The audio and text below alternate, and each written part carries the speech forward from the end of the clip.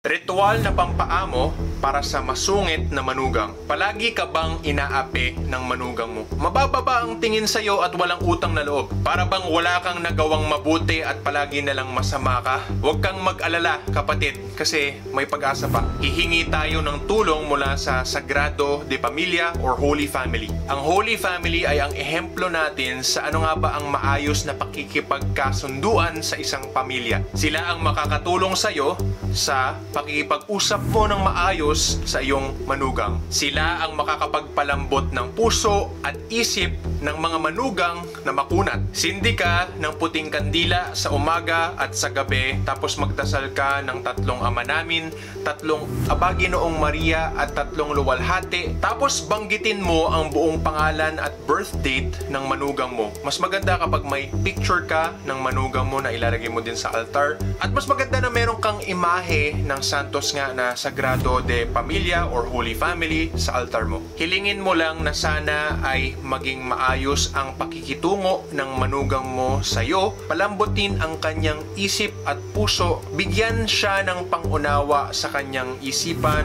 at pag-ibig sa kanyang puso para tanggapin ka niya bilang ikaw, para maging maayos na ang relasyon nyo na magmanugang. Maglalagay ako ng gabay sa pagpaamo sa manugang at i-post ko ang link sa description or sa comment. Kung gusto mong maging mas malakas ang epekto ng panalangin na ito, ay pwede natin gawin ang ritual para sa pagpaamo sa manugang mo. Gagawin natin ang ritual para nga mabago ang kanyang ugali at maging mas mabait siya sa'yo. Dahan-dahan na magiging mas mapangunawa siya at mapagmahal sa'yo. Siyempre, kailangan maayos din ang pakikitungo mo sa manugang mo para maging mabisa ang ritual natin. Kung interesado ka sa ritual para maging mas malakas nga ang epekto ng panalangin, ay sana ay maka-PM ka sa amin for more details. Mahal po ang bayad sa ritual namin dahil ito ay epektibo. Parang mas pinapatindi lang natin ang ating panalangin sa Diyos na pinadaan kay Mama Mary sa pamamagitan nga ng pag-alay sa ritual. So ano ba ang hinihintay mo?